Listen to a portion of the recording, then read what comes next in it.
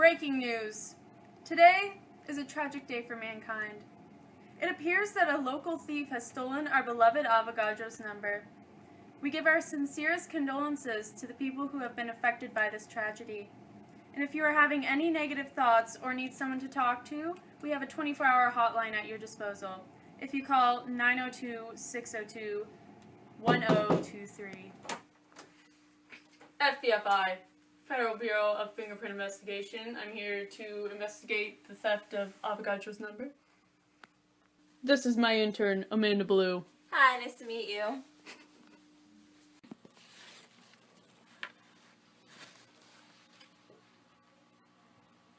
I can't believe Avagadros number was stolen under such high security. But it's great for me to experience a case like this straight out of college, and especially shadowing somebody as experienced as you. I know. But it's a good thing they have us, because with my fingerprinting technology, I haven't lost the case yet.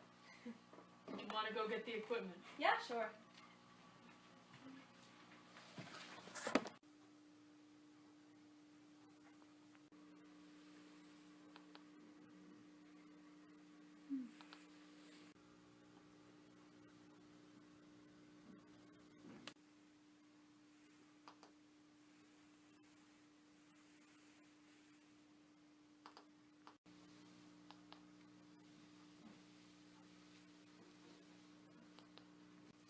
Okay, so as you probably have learned, there are many methods of finding fingerprints at a crime scene.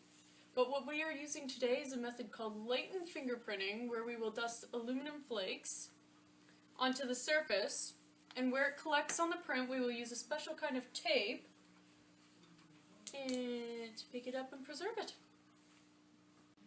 Okay, so these are the aluminum flakes that I'm going to place on top of the possible fingerprints where he could have touched, so just put that on, and I'm going to use a light because I can see that they are already attracting onto it, and this light will better help us just see it. It's nothing special, but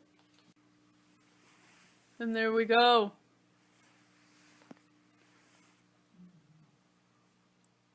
Wow, that's incredible. Yeah. So now that you have better seen it, we'll take this special tape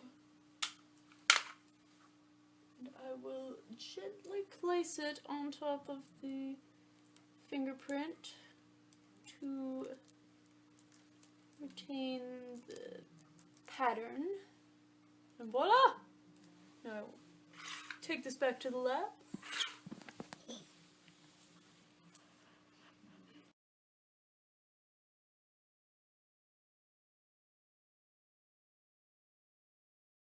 Alright, so I'm going to ask you a couple questions. Let's start off with, what did you see happen?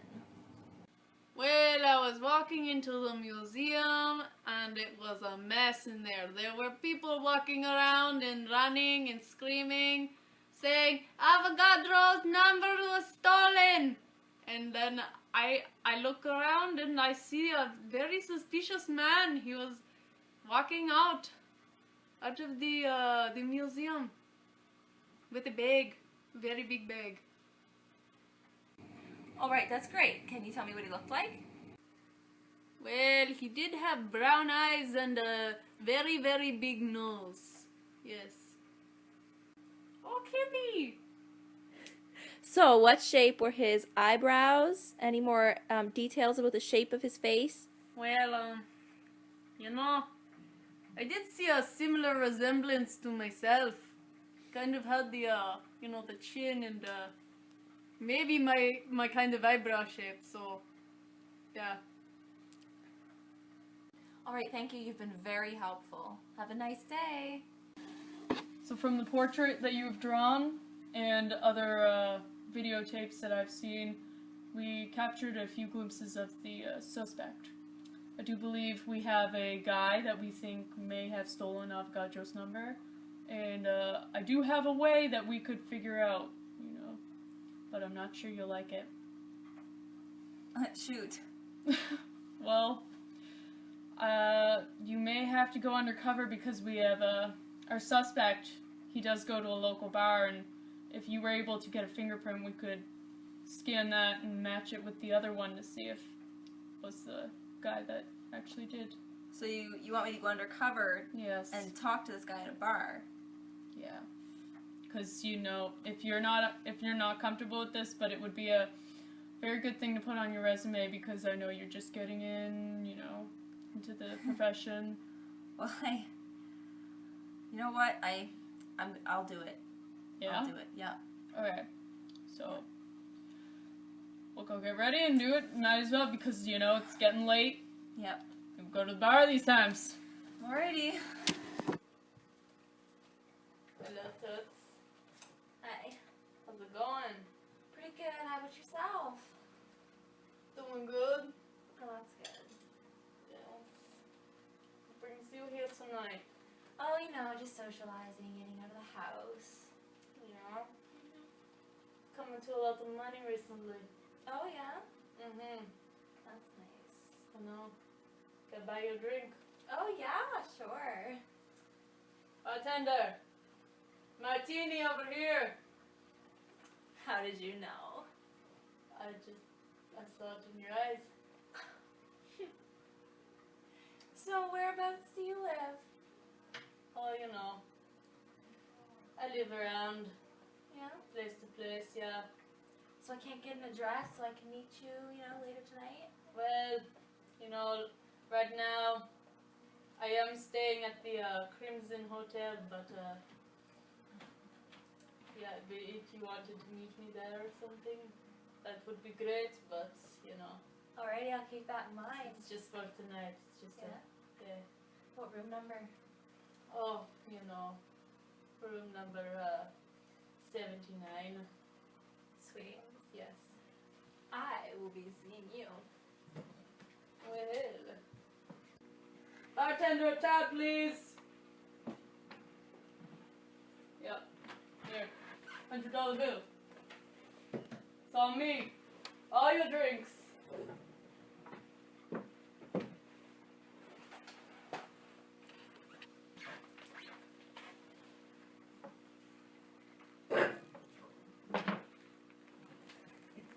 So this is the fingerprint that I have retrieved from the cup that you got. I will now send it away to the lab forensic team to be compared and analyzed to the other one we have received. So while the forensics team is analyzing the fingerprint samples we collected, we're going to teach you some things about the science of fingerprinting. Okay, so fingerprinting is one form of biometrics. That being a science that uses people's physical characteristics to identify them. And fingerprints are ideal for this purpose because they're inexpensive to collect and analyze. And they never change even as people age. There's a 1 in 64 billion chance that your fingerprint will match up exactly with somebody else's. So fingerprints are even more unique than DNA. And all of the ridges of fingerprints form patterns called loops, whorls, or arches. Loops begin on one side of the finger, curve around or upward, and exit the other side. Whorls form a circular pattern or a spiral pattern, and arches slope upward and then down like very narrow mountains. So, scientists look at the arrangement, shape, size, and number of lines in these fingerprints to distinguish one from another. They also analyze very tiny characteristics called minutiae, which can't be seen with the naked eye.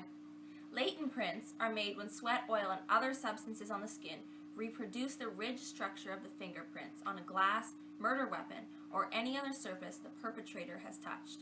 These prints can't be seen with the naked eye, but they can be made visible using dark powder, lasers, or other light sources.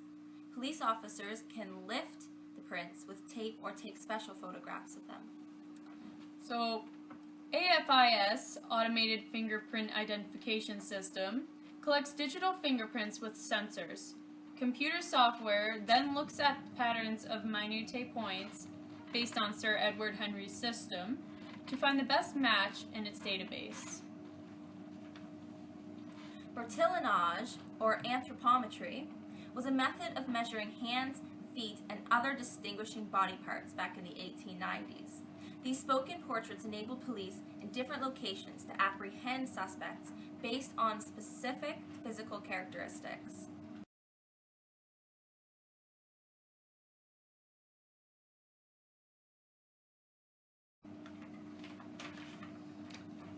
Sir Edward Henry soon became interested in using fingerprints to nab criminals in 1896, creating his own classification system based on the direction, flow, pattern, and other characteristics of friction ridges in fingerprints. Examiners would turn these characteristics into equations and classifications that could distinguish one person's print from another. The Henry classification system replaced the Bertillonage system as the primary method of fingerprinting classification throughout most of the world. And that was also the beginning of the fingerprint system that we use today. Yes. So the fingerprints came back. Turns out they're a match. Really? Yes. Oh my goodness. So that's our guy. That is our guy. And since you got his residence, we are just about to call the cops and they're about to go get him. That's exciting. Yup. We can accompany them too, they said. Sweet. Looks like it's gonna be a good bust. It's gonna be a good bust. Who is it? It's the Boston police. Open up the door.